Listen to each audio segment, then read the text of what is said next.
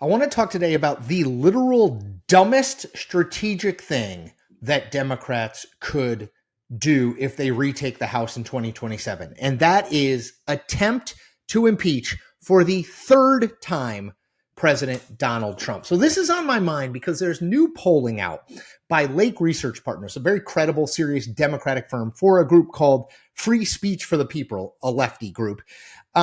They polled 17 swing House districts from across the country. And I'll put the link to the memo in below so that if you want to read the whole thing, you can.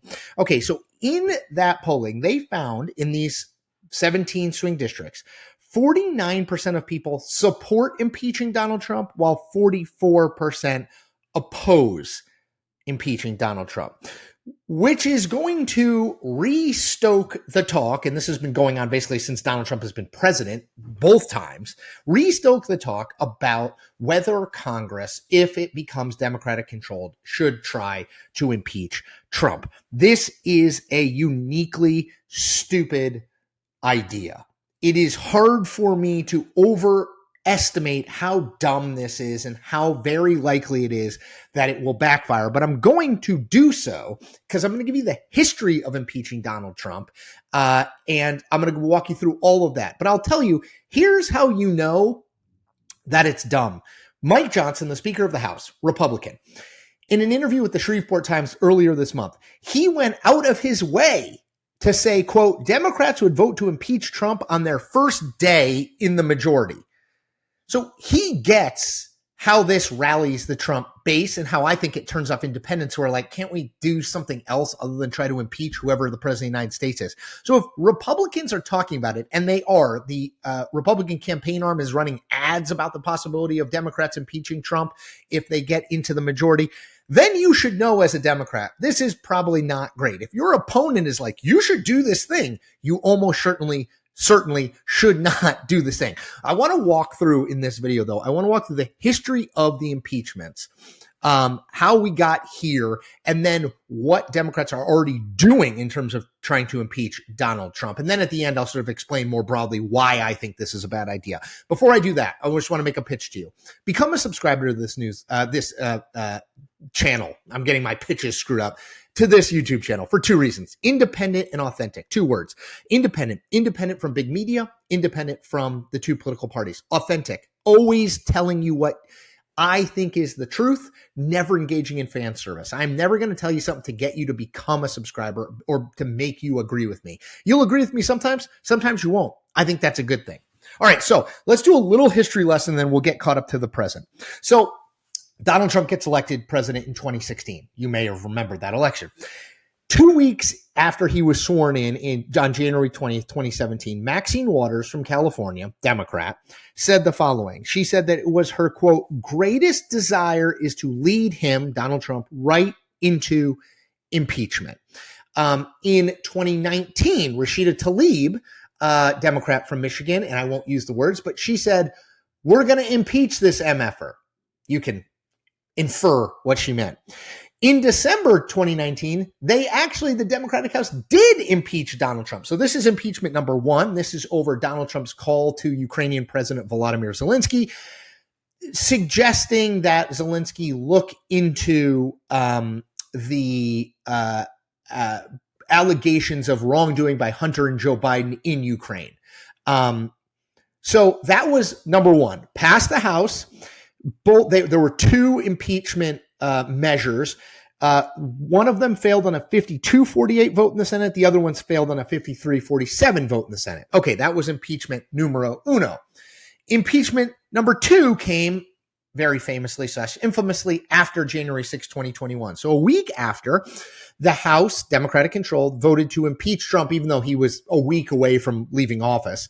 They voted to impeach him. It went to the Senate. Now, this was a much more serious impeachment effort in terms of the votes.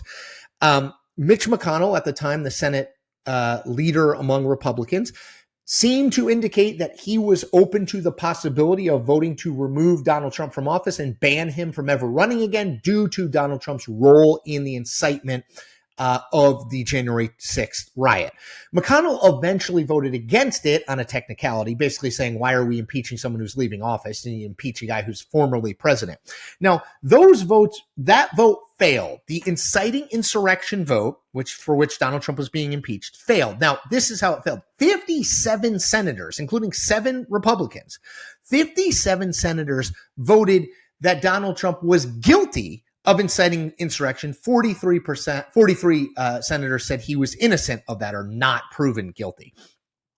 But remember, in order for Donald Trump to be removed, 2/3 majority of the Senate would have had to vote for it, meaning that they were pretty well short. They were 10 votes short. You needed 67 senators to say, yes, Donald Trump is guilty of inciting insurrection. So even though they got a majority and they got 7 Republicans to vote with all the Democrats, they did not find him guilty. Okay, so that's the 2 impeachments of Donald Trump. I will note that in both cases, the impeachment in the House and then the acquittal in the Senate did not really slow Donald Trump. He lost in 2020, obviously, but he came back in 2024 and he's the president now. So let's talk about now. So there have already been 2 efforts. Now, Democrats are in the minority. So in order to get Donald Trump impeached in the House, they'd have to get Republicans to vote with them. That's not going to happen. Okay, but they've tried almost twice. The first time was in May. Sri Thanadar, who is a Democrat from Michigan, was agitating to introduce an impeachment resolution. This was around the time when Trump was talking about taking over Greenland. Do you remember this? And when he was beginning to impose his tariffs. Thanadar was talked out of the impeachment. He was talked out of it by Democratic leadership. So this is what he said. He told Politico this in a text message at the time. He said, quote, "After talking with many colleagues, I have decided not to force a vote on impeachment today. Instead, I will add to my articles of impeachment and continue to rally the support of both Democrats and Republicans to defend the Constitution with me." Now, that was in May. Okay, fast forward to June. House leadership, Democrats, again, try to put down a rank and file member, in this case, Texas Democratic member named Al Green, not that Al Green, from offering a motion to impeach Donald Trump. They are unsuccessful. Green goes forward with it. House Republican leaders, who remember are in charge, they move to table Green's proposal. Basically, that means we're going to vote to ignore this. We're not going to allow this to have a vote, an up or down vote on the House floor. So what you should read in that is that if you voted yes on the motion to table, you're voting against Trump impeachment. If you voted no on the motion to table, you're voting for, theoretically, a Trump impeachment. Does that make sense? The House is kind of weird. But on that vote, every Republican voted yes. We want to table this. We're not going to have a real vote on this. So all 216. 128 Democrats, so a majority of the Democrats voted yes. Again, we are tabling this. We are not going to have a vote in this. 79 Democrats voted no. So in theory, there were 79 Democrats who were willing to have a vote straight up or down on whether Donald Trump should be impeached. And the reason behind this, by the way, if you're wondering, what Green said why he was bringing his impeachment resolution was, quote, that Trump is devolving democracy within the U.S. into an authoritarian state. Okay, that was his justification. So there were 79 Democrats who said, yes, I support a final vote on impeaching Donald Trump. 128 Democrats said, no, I don't. All 216 Republicans said, no, I don't. Okay, so that brings us to now. And this polling that shows in these swing districts, not just Democrats, but swing voters, or at least voters in swing districts, 49% of them support impeaching Donald Trump, 44% of them oppose it. Again, it's a Democratic polling firm by a group that is very on the left. So take it for what it will, but just so you know, those are the numbers. Here's why I think this is incredibly dumb. Donald Trump is at his best when he is cast as a victim. He loves to play that role, that he is the target of the deep state or these nefarious Democrats or elites of some form or another. It is what happened when he was impeached 4 times while he was considering and then running for president in 2024. His numbers went up because the base of the Democratic Party, of course, supports this sort of thing, but they're never going to vote for Donald Trump. This makes the base of the Republican Party feel as though Donald Trump's claims of a deep state and being targeted and they're trying to stop him all the more credible. And then independents and swing voters, I think, broadly speaking, are like, really? Do we need to waste our time on an impeachment that is not going, it's not going to get 67 votes in the Senate? Right now, Democrats have 47 seats in the Senate. You're going to get 20 Republicans to cross the aisle and vote for it? No way. So it's like, this is a waste of time. So it energizes the Republican base.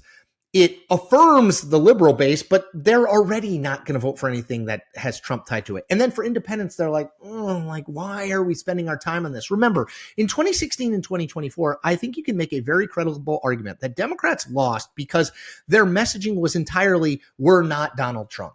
There was no positive message. So if you are going to spend the first months, if Democrats win the majority in 2027, the first months talking about why Donald Trump needs to be impeached, that to me is not going to serve the broader interests of the Democratic Party. What are they going to do? Forget Trump. What are they going to do with the House? What are they going to do to bring the country forward or unite the country or whatever? I just think it would be a colossal mistake. I think Democrats who even use the word impeachment at this point are hurting their party both in 2026, but very much in 2028. If the brand is about getting Trump, they will lose again in 2020, or getting Trumpism, they will lose again in 2028. So that's why I think that is the dumbest thing Democrats can do. Do not look at that poll if you're a Democrat and say, we should impeach Donald Trump when we get back into power. Republicans want Democrats to do it so badly, and that should be an indication of the political stupidity involved if Democrats take that bait. All right, that's all I got for you. As I said earlier in the video, I do hope you subscribe. I am independent. I am authentic. Those are my North Stars. Those are my pledges to you every single day, every single video.